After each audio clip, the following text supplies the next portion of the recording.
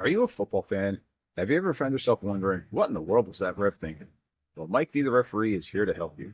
Join me on Whistle Talk as I talk to professionals on the field and in the booth to help you understand what is going on inside the mind of a football official.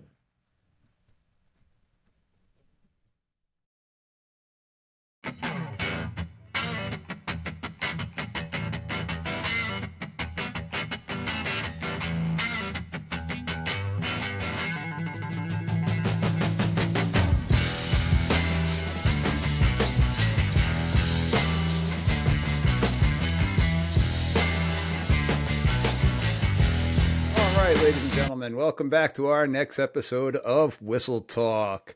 Again, we're trying out that live stream tonight again, ladies and gentlemen. So make sure you go to the YouTube channel, check it out on YouTube. You can find the links on Twitter or X, I should say. And please hit that subscribe button, ladies and gentlemen. It's for free and it helps with my algorithms, which again, I keep repeating myself. I have no idea what the hell that even means, but that's what the podcast world tells me I should do is ask for likes and subscriptions. So if you could do that, I do know that it's going to help get the information out there a little bit quicker. So Spotify, Apple, hit that like button, hit that subscribe button. And ladies and gents, if you have any questions at all, please feel free, shoot me an email, comment, Mike D, the referee at gmail.com. I am here for you. So with that all fun stuff being said, tonight I got a buddy of mine on, somebody that I've had a number of good chats with. I've been on his show. Him and I have been on a couple of other shows together. I got Daniel Chamberlain joining us today from the great state of Oklahoma. What's going on, Daniel? How are you tonight? I'm doing very well. The state of Oklahoma is great. Unfortunately, our football team is suffering this year. So I wasn't going to go there with you. I know it was a touchy subject. Yeah, it's been a wild one, but no, man, doing very well. Our team is playing well, and Mike, I keep trying to push people to your show because this has been a great evolutionary year for me in football with all the rules I've learned from you. I can't speak highly enough of all that. So I appreciate that. Going very well. So tell the listeners out there a little bit about your background with football and a fellow podcaster and a fellow bourbon drinker. Ladies and gentlemen, cheers. Cheers. So before I tell you about myself, let's talk bourbon since you brought it up. I'm actually sampling for my first time ever live on the show tonight some Stag. This is what used to be called Old Batch 19 is now Batch 22B is in boy. So that's what I'm starting with. And then we're going to move to some Benchmark Foolproof because if you're a Buffalo Trace fan, which I assume you are, if you drink bourbon at all, you found some version of Buffalo Trace. That lineup is great top to bottom. And the bottom is their Benchmark. I think this is like $25 to $28 a bottle for the old Benchmark Foolproof. So that's where we're at tonight, man. Buffalo Trace from top to bottom. So Daniel and I are both looking for a Buffalo Trace. We're looking for a Buffalo Trace sponsors. If Buffalo Trace is out there listening, that's what I'm drinking tonight too. So anybody from Buffalo Trace, please reach out to us. It's fantastic.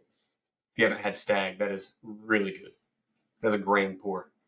All right, so about me, I do drink bourbon and coffee and beer, and I call myself a connoisseur jokingly, but that's just one of my hobbies is things that are roasted or brewed, right? They always seem. There you go.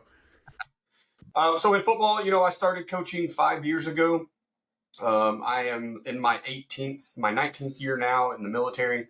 I came back from a deployment, and one of my mentors, my mentor in life was my defensive coordinator in high school. His name's Kenny Ridley. And Kenny called me when I got back and basically said, dude, you've got the heart for it. I think you should become a football coach. So I used what's called Troops to Teachers.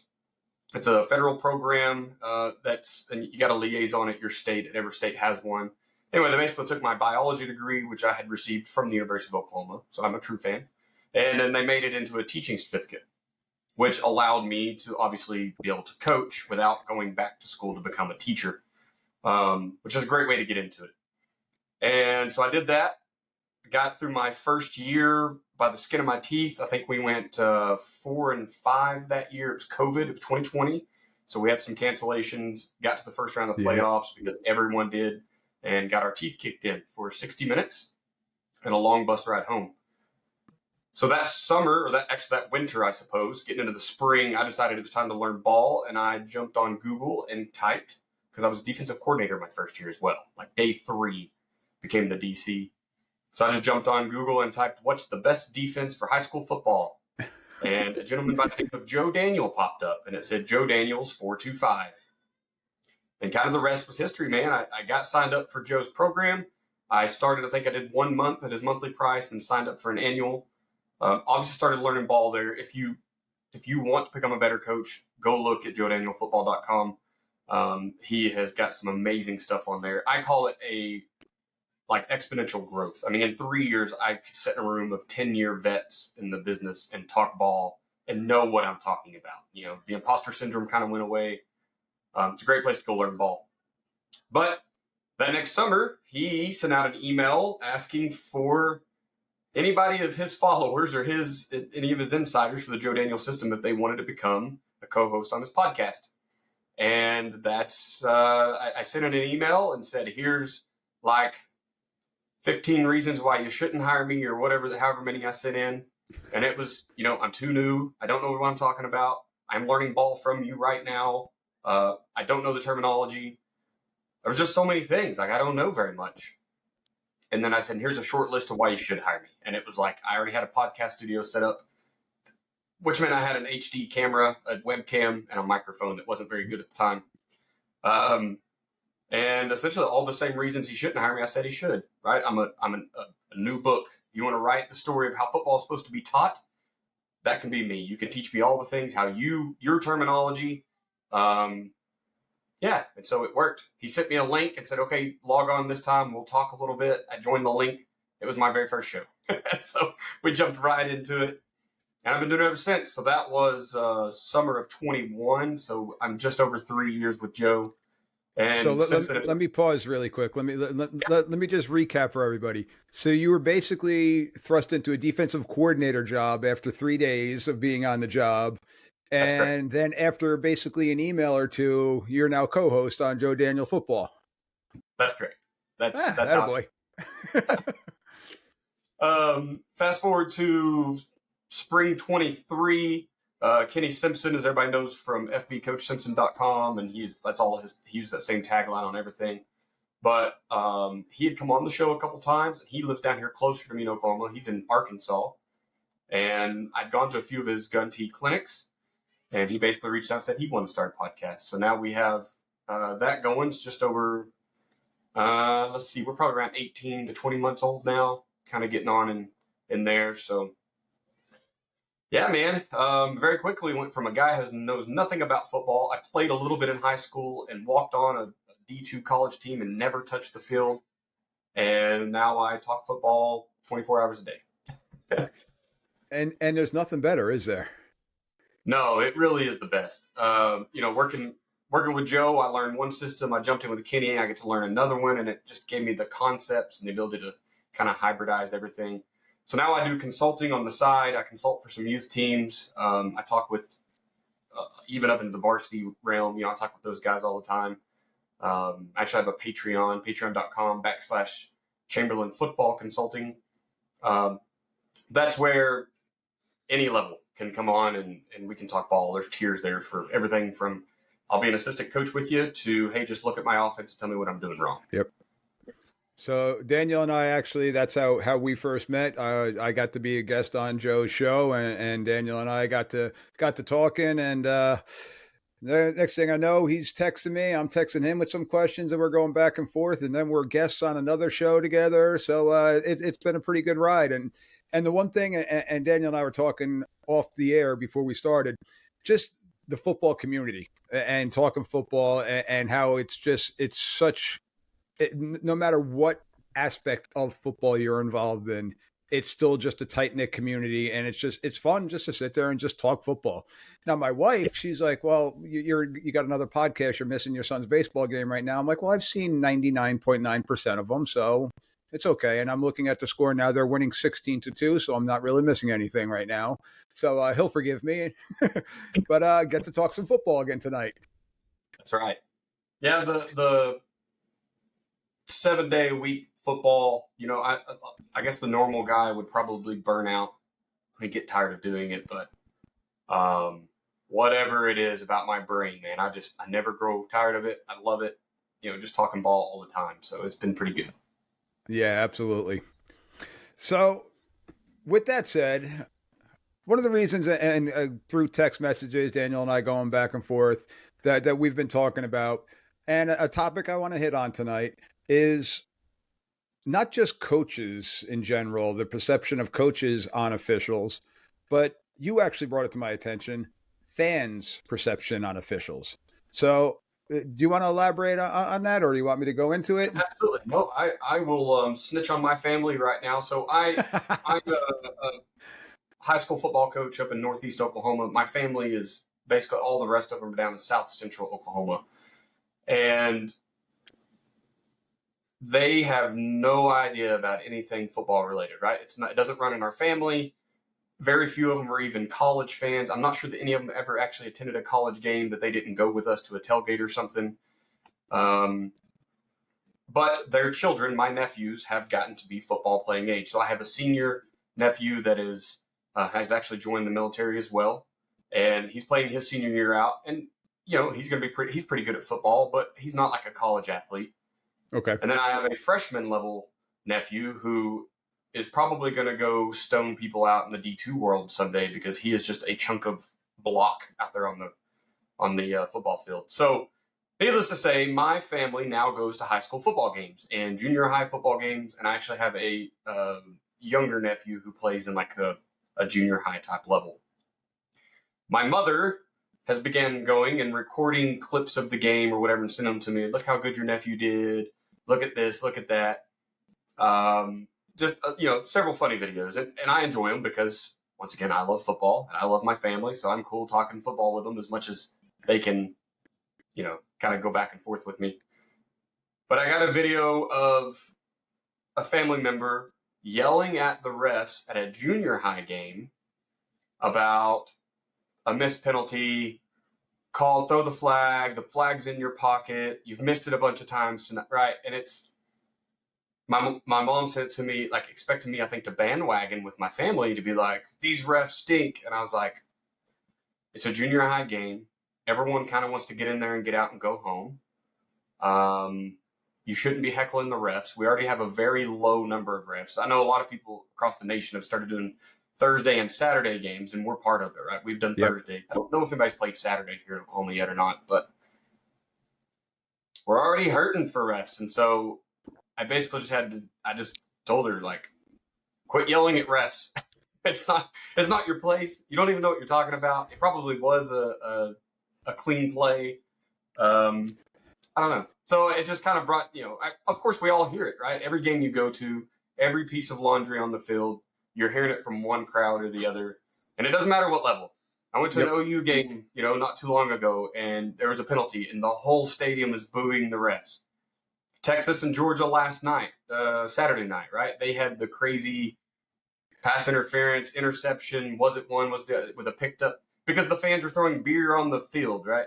So it's that was nutty. Yeah, it's a part of the game that I think we don't talk as coaches. All you can do is control the controllables. All you can do is control yourself.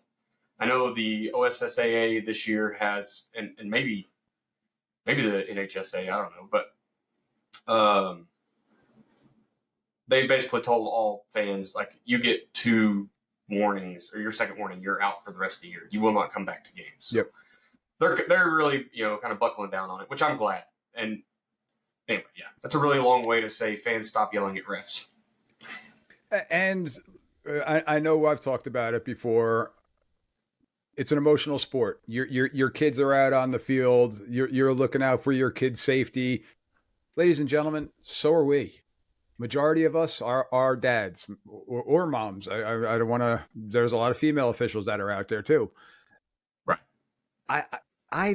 We kind of joked around about this at my son's AYF game the other day. The officials that did that, they're like, I kind of looked on FanDuel to see what the spread was, and I couldn't find the 12U game on FanDuel. And it's the same thing with the high school games. You're not finding it on FanDuel. Like, I don't have any skin in the game. I don't really care who wins and loses. Like there's no side bets that I'm placing on a team that I'm going to throw a flag because I got to cover the over or something like that. And ladies and gentlemen, this one is going to kind of shock you, but yes, the refs are paid off. It's how it works. We do get paid to work the games, and typically we get paid by the Board of Education of the home school. It's usually the home team that is in charge of paying for the officials. We get paid a check. A couple weeks later, we get it mailed home to us.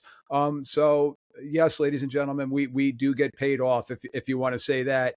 But we're from all over the place. Not one of us on my crew particularly, we don't all live in the same town. We don't all just officiate the same games. We are part of here in New Jersey, a conference that has we're close to 50 teams now. We keep on growing each and every year. And if we see one team twice in a season, that's kind of an oddity. Even with the shortage that we have, our assigner tries not to have us have the same team twice. So yeah, I mean, we are being paid off, but that's our job.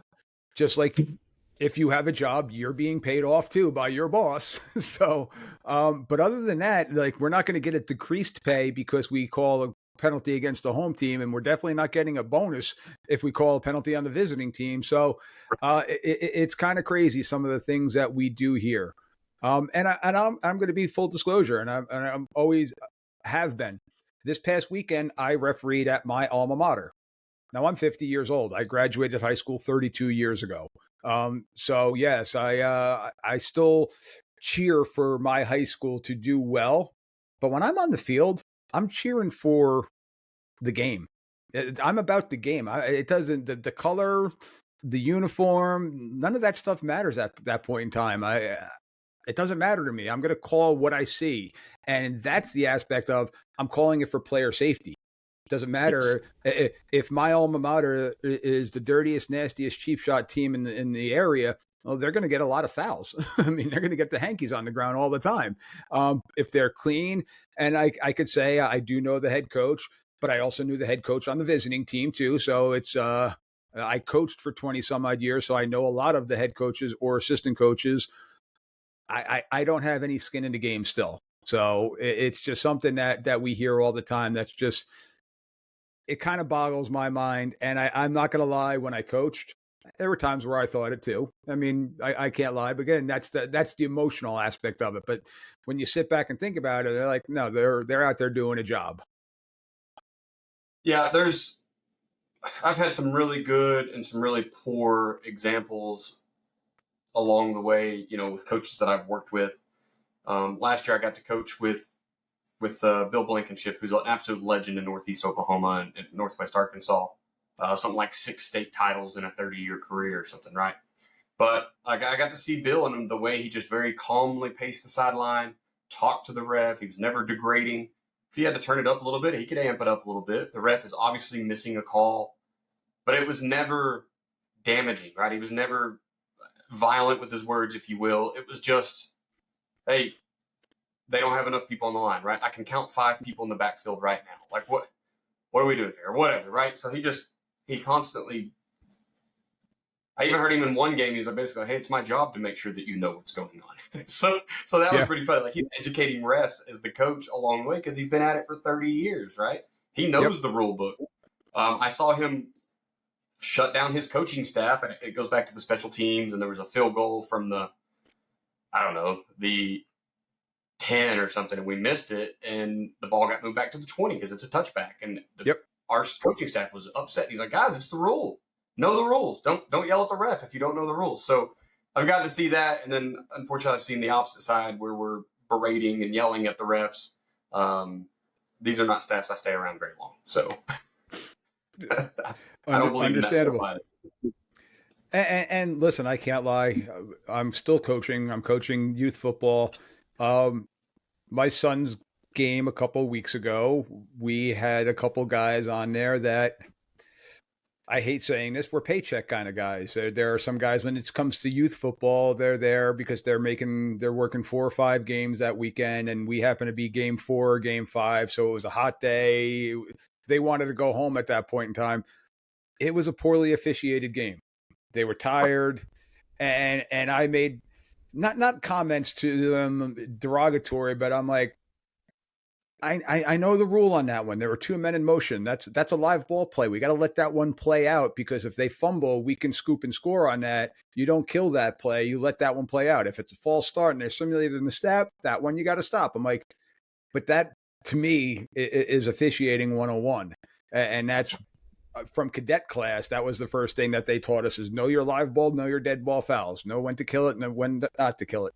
So that one kind of got me upset, because that was a very tight game, and I'm like, guys, come on, let's, like, that's a basic one. But then I shut up and I told my coaching staff to shut up, and we kind of knew what we were in for the rest of the game, and we told the kids, go out and play football, let's move on. So Yep. yeah, there's a lot of different things that are out there, and there's a lot of different opinions that are out there, and some are good, some are bad, some are indifferent, but we move on. We do what we have to do, and like I always say, I try to think of us as the third team. There are two teams that are out there battling with each other. There's a third team that's also out there. At the end of the night, only one of them's going home the winner, and that's just the nature of the game. Well, we still do have ties here in New Jersey, so I guess I shouldn't say that. Yeah, that's So now, that statement you just made there, just talking about, the three teams. I think that's where, from a fan's perspective, when you see games, especially NFL games, college games, playoff games, that are affected because of the ref, right? And they say, basically the flag changed the outcome of the game. Now, you can see that in college and NFL all the time. And honestly, at that level, you play so much football and you have so long to practice. You should play clean. And if the ref throws the flag because you had a penalty, who cares, right? You lost the game because you didn't do it right. yeah. The high school level, I don't know how much. We already have such little time with these kids as it is. There's times that I'm like, maybe we should let them play a little bit. But the rules are the rules. So as long as it's well defined, I don't. Once again, you're never really hostile with the refs. There's no reason to be. So now, coaching at the high school level, and just a rough guesstimate, how many plays a game do you think that you have on average per game? If you went from opening kickoff to the last play, team taking a knee, how many plays do you think there's going to be on average? I would say, it probably depends on level, because smaller levels, you're still going to see a lot of flex bone, just eat up the clock. But I'm assuming 120 to 150, somewhere in that range. Yeah, that's the range that I was thinking of. It's definitely over 100 plays a game, and heck, even my son's youth team, we're playing 90 snaps a game. Right. If it's 135 snaps, and we have 3 flags in the game, and one of them happens to be late in the game, I still think that's a good officiated game. If we Right. have 150 snaps and there are 15 fouls and they're warranted, I still think that's a well officiated game. But it's those Absolutely. 1 or 2 fouls that people tend to, and this is a life lesson. Everybody remembers the negative instead of the 25 positives. They remember that one negative. So I just happen to be wearing the pinstripe, so I'm automatically the negative. And I've resigned to that fact as being an official. We going in there, somebody's going to be unhappy with us one way or the other. But we could literally have one flag in the game, and all of a sudden we lost the game for a team. I'm like, well, what about the other 149 snaps that you had that you didn't score on, or that you didn't stop the other team from scoring on? How about those plays? What about those ones? But that's on us. I go back to, like, every play there's probably holding, right? That's kind of a saying I've heard. Like, you can find holding on any single play.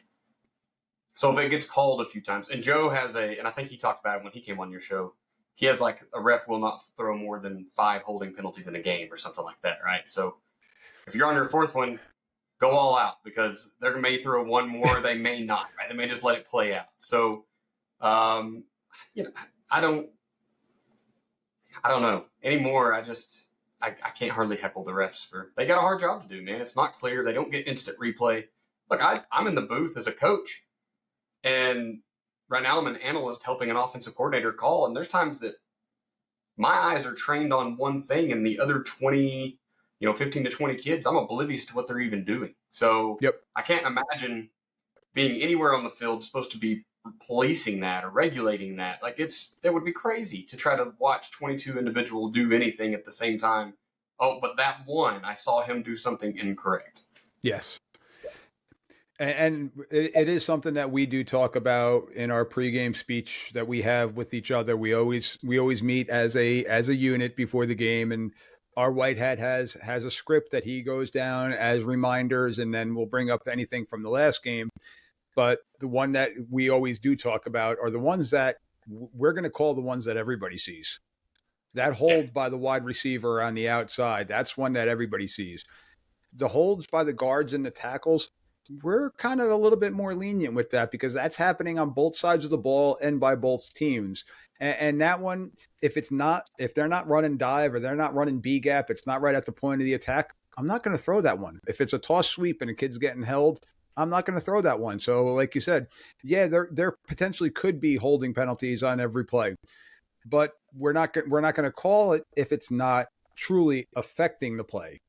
The ones on the edge, those ones are visible to everybody. We're probably going to hit that one, but I'm not going to hit the left wide receiver if it's a toss sweep out to the right. There's no reason for that one. It's a waste of time.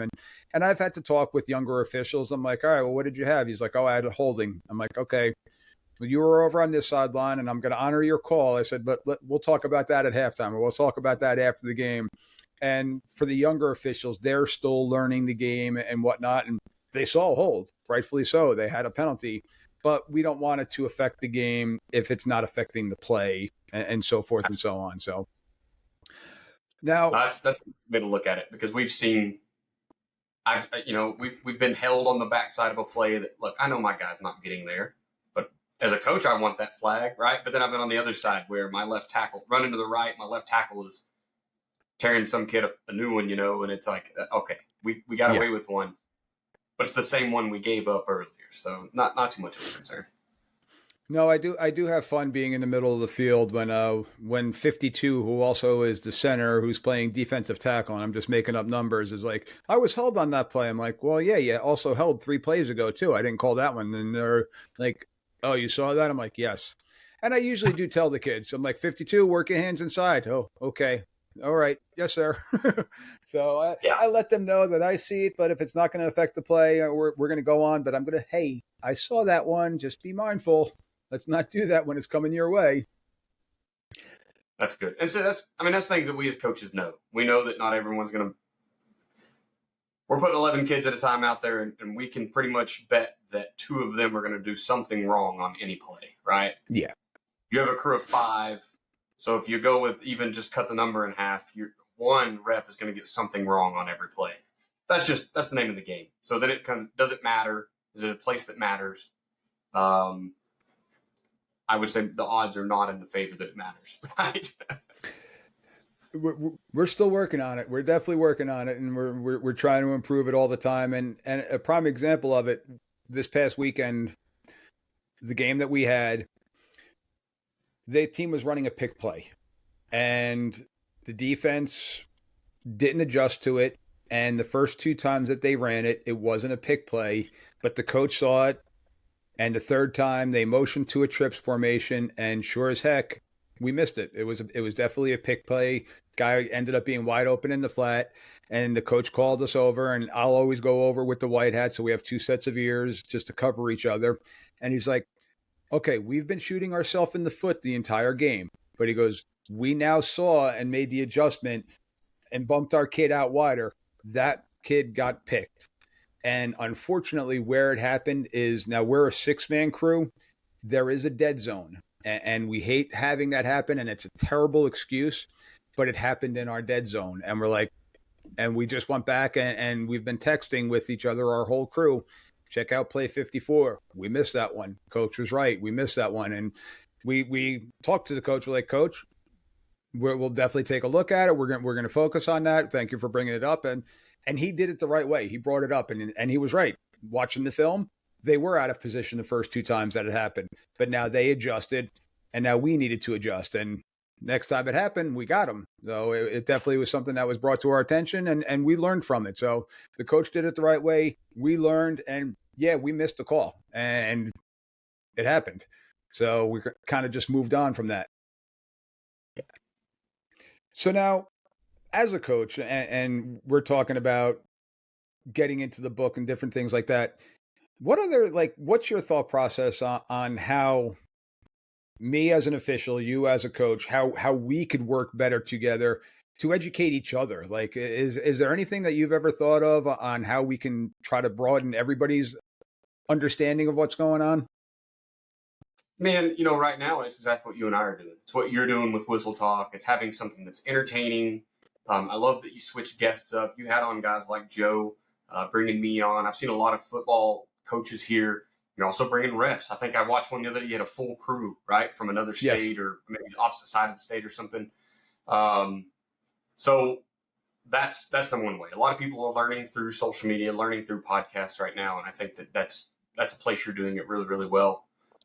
I think us as coaches, we got to practice a little, extreme ownership. You've got to go out and learn the rules of your sport.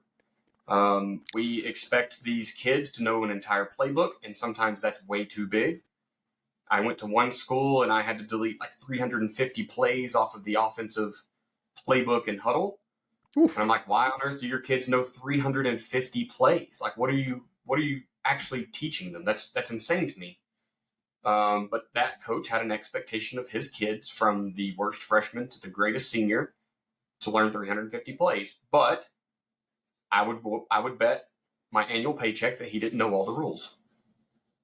And so I think we have to do our due part. Now, we high school ball is kind of weird, and I think it's like this at all levels. We just don't talk about it enough. But in high school, you've got different levels of experience on a staff. You have a lot of new break-in coaches, right? It's kind of a new man's game right now with offenses developing. The rules are always evolving, and those guys are so tied up with just trying to learn fundamentals of football that it is kind of hard to learn the rules. I'm in my 5th year before I truly care about what rules, and I'm really just learning them so I can take advantage of them, right? Like we talked about the Yeah. field goal, like scrimmage kicks, and I'm just like, how can I take advantage of this and help my team rather than just doing the same old thing that everyone else is doing. So I think it's just coaches got to go get in a book. At least make one guy on your staff like the rules expert. Buy him a copy of the book. Send him over to Mike's podcast or his show, right? Whistle Talk. Listen to some of the episodes. Hear about the crazy rules that no one knows of and how we've seen them play out. And then, kind of go from there. And then let that. We talk about train the trainer a lot in the military. So get that person trained, and now they can go out and teach the rest of the staff. Like, hey, coach, here's where we can try a field goal, and it's just a touchback if we miss it, so it doesn't matter, right? We're not giving it to them at the 50 Yep. or whatever. So, I think that's how we kind of bridge that gap. So now let me ask you on the opposite side. What can we do as officials? Asking a coach and communicating with a coach, what can we do better to understand what you're doing as a coach to make the game go a little bit smoother? Because I know a lot, like the main crux of my show has been about on officiating, and I have had coaches on, but now I don't think I've asked a question to a coach. What can we do better to make it better for you guys? And because there's some officials now, I think I'm an anomaly. I coached for 20 some odd years at college and high school level before I put the stripes on, so I do have an understanding of what you're doing to a point. But what can we do better as an officiating unit to help you guys out? I think it comes down to just communication, and that's always seemed like the biggest flaw in every system you look at out there anywhere. But I would say over communicate what it is. Like if you have to throw a flag, I want to over communicate. Look, coach, I've saw it 3 times. Okay, we're finally. I've warned, and maybe go give the warnings. Right? You talked about you give a couple. Yeah. I think when you came on the show, you talked about I give a couple warnings. Hey, coach, I watched this player do this. I'm just letting you know I can't let that go anymore. Right? That way, it's not blindside. Now, should have been a penalty the first time. Yes, he broke the rules, and if it's severe enough, throw it. Right? Like, hey, Yeah. and explain it. This is too severe to give you a warning on. Here's what we saw. We got to throw this flag. And then over communicate what you're seeing to us because we can't look at the game the same way you do. So it might be during introductions talking about, hey, this is your sideline reps and let a relationship be formed before the game. Because I've seen a lot of times, like sometimes those guys on the edges over on the sideline with coach are pretentious, maybe just very, I don't even know the word. Not a diva, maybe, but it's like hard to talk to them. It's like they don't want to have a good conversation with you. Maybe they're afraid to look weak, right? Maybe if I act friendly, then I can't throw a penalty on it. Maybe they don't want to be in a relationship because I feel awkward throwing the flag now. Yep. But I would much rather have a good conversation with the ref before the game, go over and stand on the sideline for my half. I don't have to know him by name or anything, but hey, we had a good talk. I explained to you some funky things we do. Here's some funky things I saw that they do on film. We conversed, and now, hey, here's what I'm seeing. I think that's probably the biggest way, man. It's just a lot of communication. Because, I mean, outside of that, what is it? It's just the rule book, right? It's black and white. If there is gray, we talk about it and say, hey, that was in the gray. My hands are tied, or whatever it is. Yep. I know one thing that we're doing here in New Jersey. We kind of we're now mimicking the NCAA in this aspect, and the NFL is our sidelines are actually flip flopping at halftime. I don't know if they're doing that in Oklahoma. Yes. So, and at first I didn't like it because I used to be a sideline official. Now I'm in the middle of the field, and I enjoyed building up that relationship for, number one, my safety. Getting people back off the line is for my safety, because the more the coaches and the players are on the field, the more I'm out on the field. And when I'm trying to back up to make a call to get into a safe area, now I'm running into coaches and stuff like that. So I have built up that relationships with the coaches on the sidelines, and they understand that white box is mine. You can come in dead ball, but during the play, please get out of my way, because at the time I was 6'3", 230 pounds too. So if I'm running, well, I may win that one, but I don't want to. It wasn't something that was on my to-do list. But then at halftime, we were flipping, and I'd have to restart a relationship. But now we are finding that with the O2Os that we have, the headsets that we have now, we're able to communicate with both sidelines. So we do have a little bit more of an understanding of what the other sideline is going through at a time.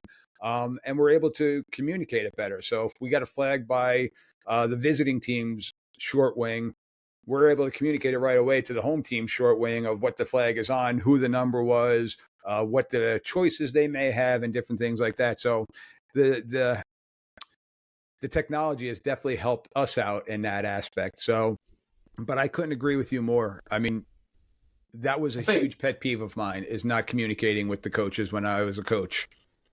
There's a lot that you could pass on pregame. If you're a stickler for certain things, that's something like we were in a regular season, but playoff seeding was on the line game. Yep.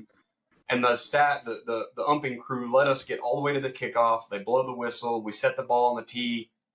As our kicker runs forward, they blow it dead and then kick 6 or 7 of our players off the field for having wristbands up too high on their arms, right? And it's like, wait a minute. You were in New Jersey for that, weren't you? Because that happened here, unfortunately. That it was that was Oklahoma. Yeah. But we warmed up the whole game with it. We didn't go in and add more things to our arms and legs, right? We went all through warm-ups.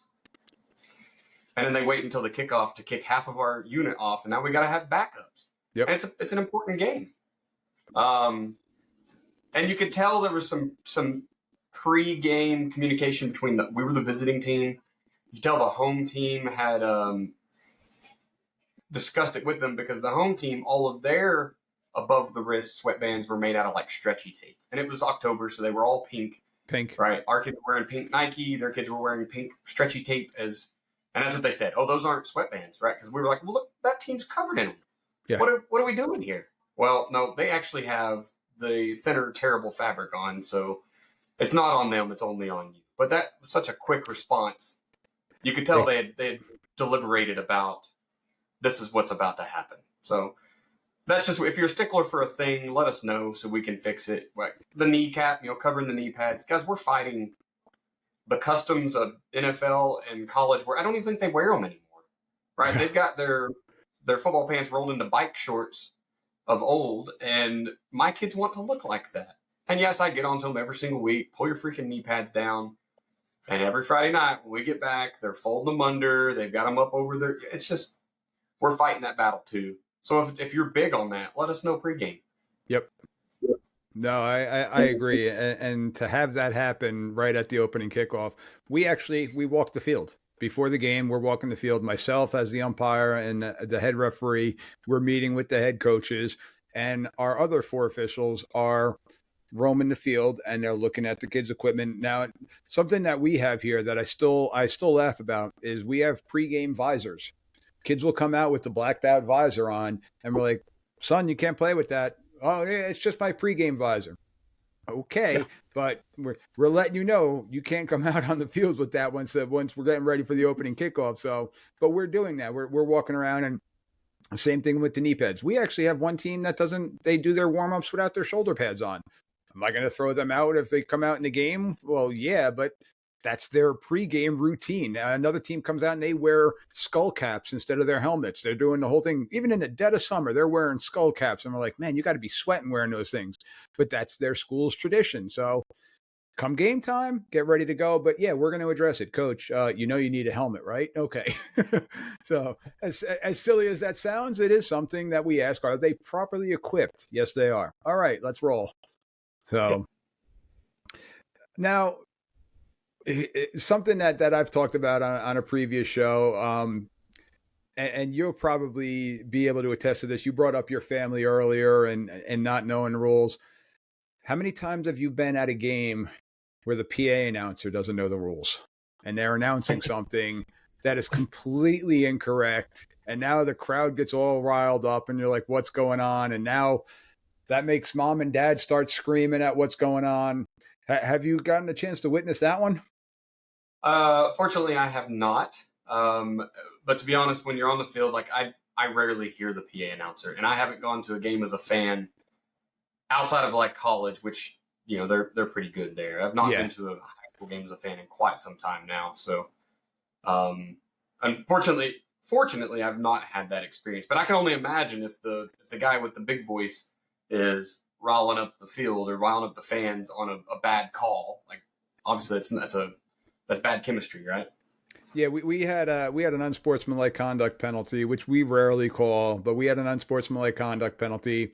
I was on the visiting team that the PA announcer said was on the home team, and the home crowd went absolutely berserk. And we're marching the ball back the correct way, and we're penalizing the visiting team, but just hearing the screams, and we're like, "What the heck's going on?" And our one sideline official that happened to be on the home side, the home coaches knew what was going on, but he's like, "Oh, the PA guy just threw us under the bus there." So it was Uh, something that we just had to move on from, but we're like, "Oh man, that just got everybody riled up." Appreciate you, guy up there. That's Yeah. But what do you do? It's you can't. I can't teach them X's and O's. You can't teach them the rules. Like it's just it kind of is what it is. Um, Yep. Parents generally just don't have. They don't know, and why would they know? Right? Why would I ever expect them to know? I don't expect them to know how to run power, and I don't expect them to know what the true call of holding is. Especially, and I think you talked about this before. Is just they go watch the NFL on Sunday, and this is what DPI is, and here's the result of that penalty. And you go NCAA, and it's a little bit different. You go to high school, it's a little bit different. Like the rules just aren't the same. And my previous episode is also from Texas. Rules aren't the same in Texas either. So They're all NCAA rules, right? for the most part, yes, with some minor tweaks, but yep, that's exactly what it is. So, all right, Daniel, you brought up talking about some X's and O's. So, kind of a good lead into our next little area here. I got some video for you here. Okay. So we're gonna play the game of Stump the Coach here, and let's see if the coach can pick up. And I'll let it play a couple times. I'll walk you through it. Um, but my first one here, and you're gonna kind of notice a theme here, and it's the referees kind of creed that if something bad is going to happen in a varsity game, it's usually going to be on the kick game. So we've got some different kick type game plays here that I want you to take a look at and see if you could pick up on what's going on with it. So we get the first one queued up here.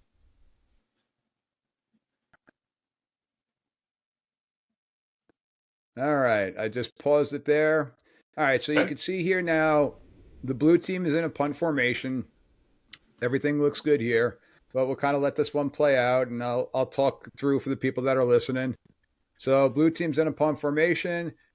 Punt gets off. Punter shanks it. It now lands about 2 yards beyond the line of scrimmage and now rolls backwards behind the original line of scrimmage. So let me play that one more time for you. And I'll give all the yard markers. So we got the punt is beginning at the 35-yard line on the kicking team's own 35-yard line. Let it play through. The punt is up, and let's see, where does it actually land? Well, the punt landed from the 35-yard line. It landed at the 43-yard line and then took a backwards bounce. And now it is at the 32-yard line of blue. What do you got there? You got anything you can think of? So you talked about this pregame. I'm going to give before you taught me the rules before upon hitting record here. I would definitely think that is just a downable ball, still returnable by the team in white. Terrible luck of the bounce there. Bouncing backwards 11 yards after you only kicked it 8 yards is not something the home team wants to deal with. Yeah, it's definitely going to hurt your net average on the punt return for the punter. My call would be the ball should be non-progressible by the blue. And once they touched it, it would be down, just like if it had gone 50 yards. That would have been my common understanding of the punt game. So now to follow that up, if the ball had been blocked and it was behind the line of scrimmage, could the kicking team scoop that ball up and run it downfield and try to gain a first down? I have to say yes. That is correct. I have to say yes. It is now a live ball. Once the ball has been touched by the defending team or the kick block team, either way, it would become a live ball and we can take it to the house. So you're halfway correct. Because the ball stayed behind the line of scrimmage, it is still returnable by the kicking team in that aspect. And in this pass scenario, because the ball, even though it did cross the line of scrimmage, because it came back behind the line of scrimmage, that ball could have been picked up and returned by the kicking team. But the kicking team in that scenario had the same thought process that you and probably 99% of the population would. They thought because it crossed the line of scrimmage that they just downed it at that point in time and had a negative 3-yard punt, where in reality, and I'm going to let this play one more time if you'll be able to see it, if the blue team were to scoop this ball up, they needed to get to that 43-yard line for the first down. Well, white's kind of just standing around, and when it bounces back there, if somebody from blue grabs that, they possibly, if they took it out wide, they could possibly run that for a first down.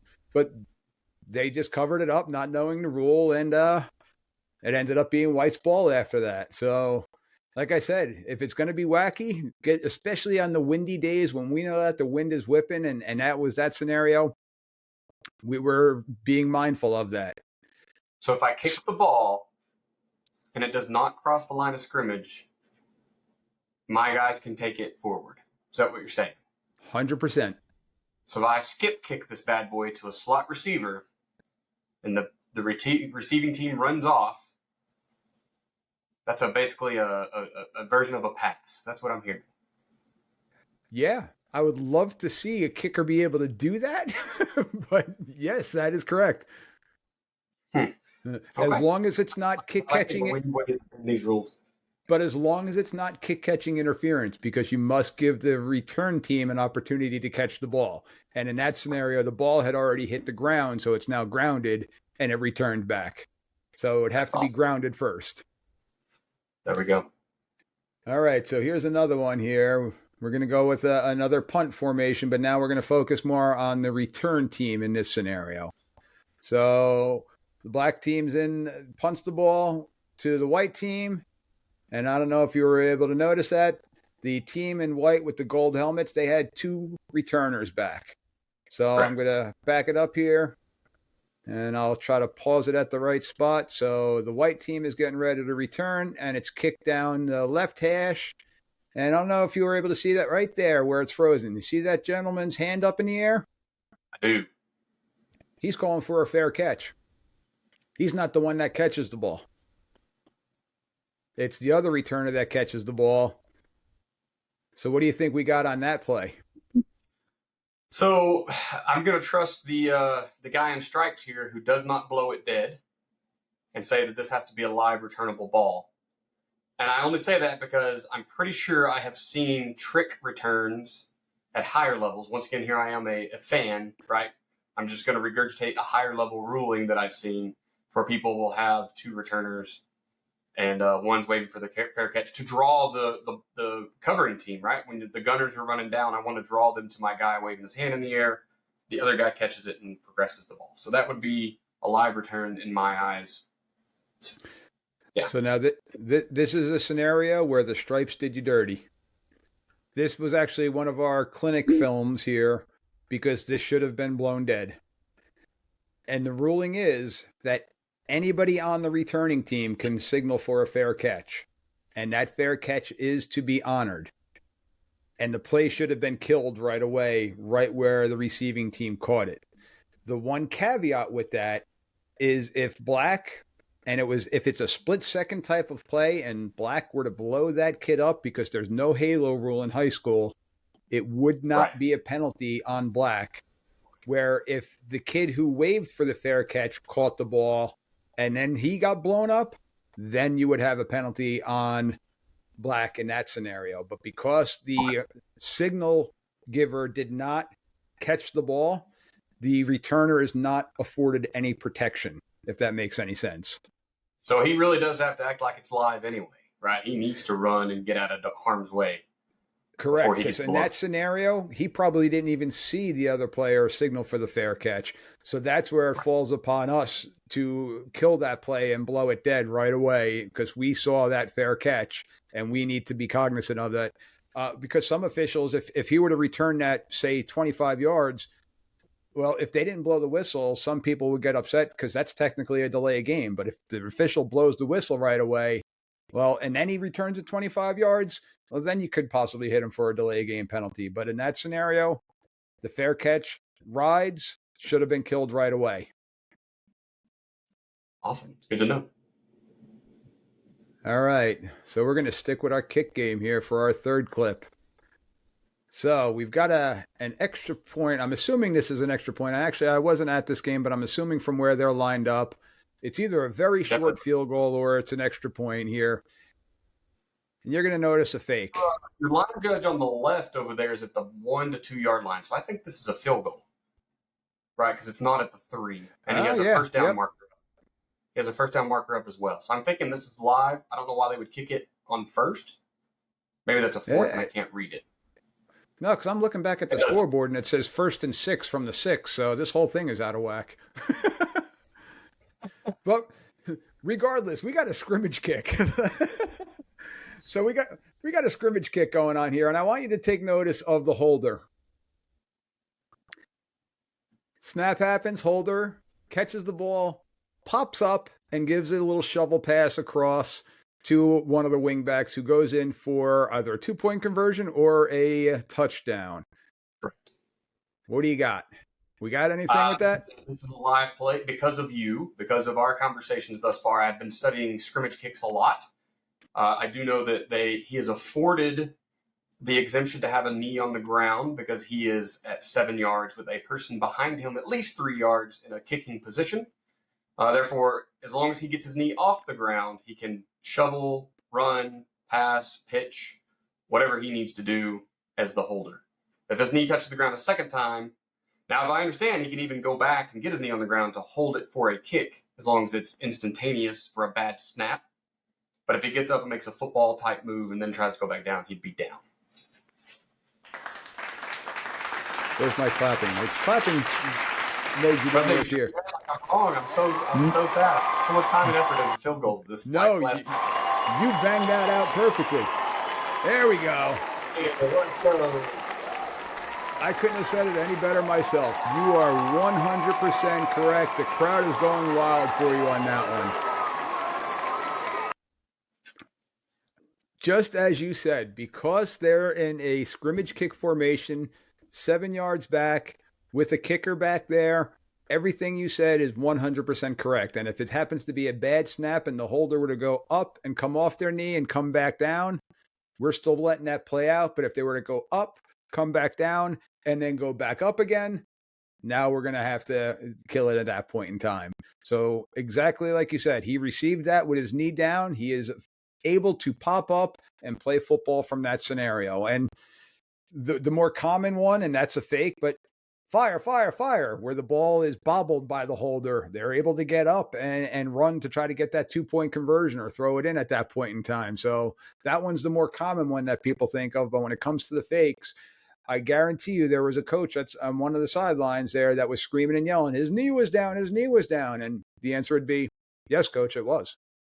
With the fire, fire, fire, I wouldn't have put those together because I guess just because he's standing up and throwing, But with field goal, I do know you have to have your ineligible numbers on the line of scrimmage, right? You have to have your 5 ineligibles, much like an offensive formation versus the punt formation where you can have whatever you want as long as you have it's got to be 10 yards off the line of scrimmage to punt it, Well, right? you still could have ineligible numbers in a field goal situation, but typically you're going to want your big heavy guys out there, your offensive lineman types. But if you've got 300-pound tight ends wearing 80s and you want them all across, it's still, because it's fourth down, it's still a scrimmage kick formation, and the number exception doesn't come into play. And you, my friend, are a lead-in connoisseur here for my next clip that I want to show you here. All right. So we got, again, another punt formation. Got the white team in a punt formation. The ball is at the 43-yard line of the receiving team. And now all of a sudden, the personal protector is calling for a shift. And they shift into an offensive formation. What do you think you got here? So the thing that throws me off here is they have removed the kid that was 10 yards behind the line of scrimmage, which in my very limited knowledge of the rule book is the key indicator to get the numbers exemption. Just like the knee down exemption on the last play, or exception, I guess. So if he would have stayed at 10, I think you can snap this and do whatever you want because it would just be a fake punt. Because they have removed him from that depth, he's out at wide receiver now. This is just an offensive formation, and if they have ineligible numbers, they're done for. That would be 100% correct. So we're going to have a penalty here for ineligible numbers. So it's going to be a 5 yard. So basically, it's going to be an illegal formation in the layman's terms. So it's going to be a 5 yard penalty. And this was not picked up on. Again, these are clinic films that I'm grabbing here. So unfortunately, somebody in my association may have possibly missed this one. They call offsides because, well, they're trying to draw the defensive team off sides because it's fourth and about 4 yards here, and they kind of got away with it. Now, we're also looking at a sideline view right now, so I can't truly tell what the numbers of these players are that are lined up here as the linemen. If they are ineligible numbers and they just happen to be on the punt team, well, then what I'm saying is completely null and void. But most punt teams are typically going to be your faster linebacker types that are going to be, especially at the high school level, the linebackers are typically also running backs and tight ends and different things like that. So they're going with their offensive number.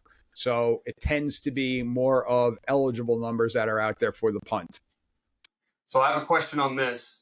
Because they have not snapped the ball, they also would not have committed an illegal formation penalty, right? It's no different than being in a muddle huddle and waiting to run up to the line. Right. I mean, it doesn't matter who they have on the field right now because they've not snapped it. So does that also prevent them from getting a penalty? Or as soon as there's 11 people established on the field, is it deemed these numbers are ineligible? How does that work? It's because the formation was now a non-eligible formation that we're going to end up killing that one because of the down and distance. The down scenario is going to come into play with that one. So at that point in time, it's going to be still on the offensive team. Or the kick team, I should. Hey all, brief interruption here. After post-production and the recording of the last live session, I realized that I made an error and I wanted to come full disclosure. The penalty for the numbering scenario would be a live ball penalty. It would not be killed before the play, but it would be a live ball penalty. So just wanted to add that in. That was my error during the live show. Thank you. Say. All right, so I got one more clip for you here, Daniel. And this one was brought up to me by previous guests that I had on here. I want you to focus on, and let me pause it here really quick so I can set the table here for our listeners out there. Ball's on the 10-yard line going in. White team is in a trips formation to the right, single receiver down to the bottom of the screen. I want you to focus on the trips receiver all the way up top at the numbers here and pay attention to what goes on there.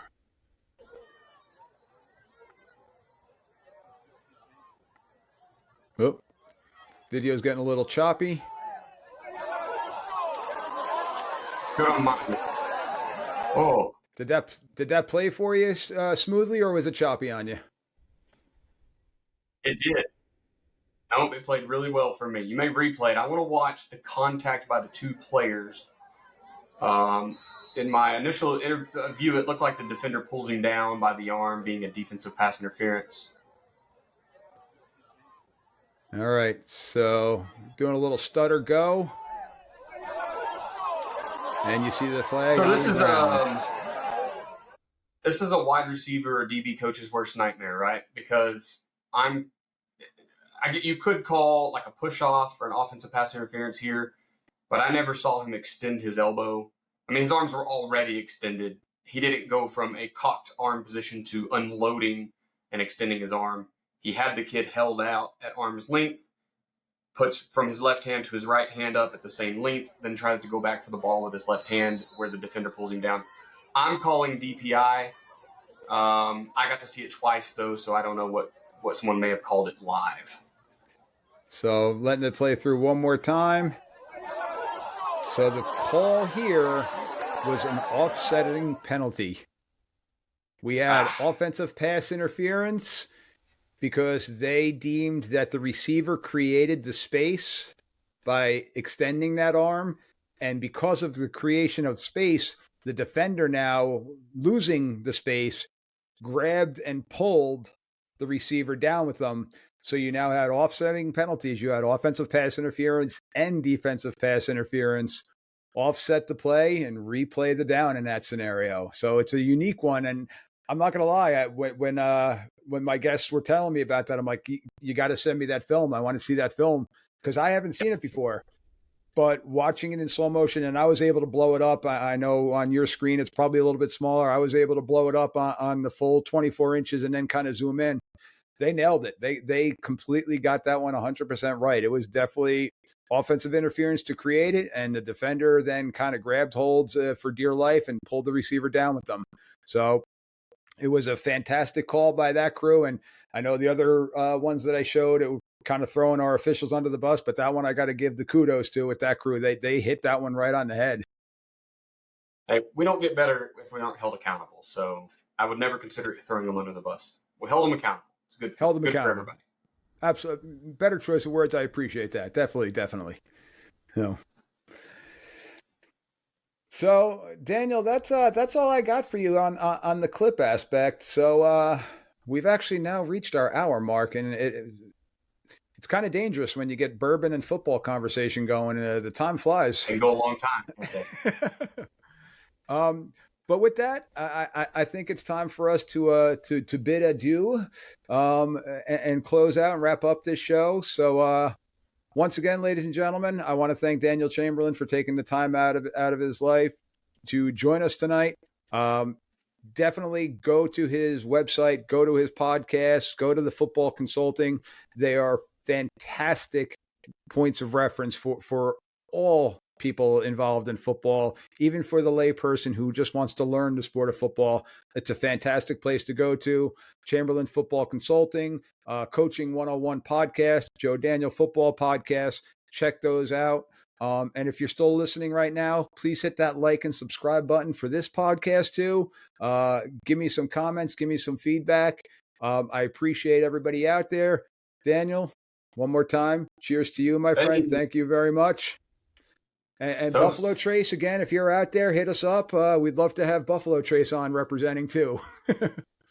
I would definitely, I would jump right in bed with a Buffalo Trace sponsorship. So, Mike, man, I cannot express how excited I was for you to reach out and to get me on the show. I think it's awesome. I appreciate you letting me text you throughout the week with all of my crazy ideas of how I'm going to take these rules and manipulate them. We're going to figure out a way to do a skip kick pass to a slot receiver off of a punt formation. And I'm going to send you film. It'd probably be a practice film, but we're going to figure it out. So cheers to you, my man. Thanks so much for having me on. I couldn't be happier. If you guys are listening, and because of me, because you're here watching me talk, please go to Mike's stuff. Go listen to Whistle Talk. Learn the rule book. And the best way to do it is having someone else teach you, and that's exactly what Mike does. Oh, I appreciate that. Thank you very much. All right, ladies and gentlemen, once again, check out those sites, and I will include all those sites in the show notes, so we'll have them all up there.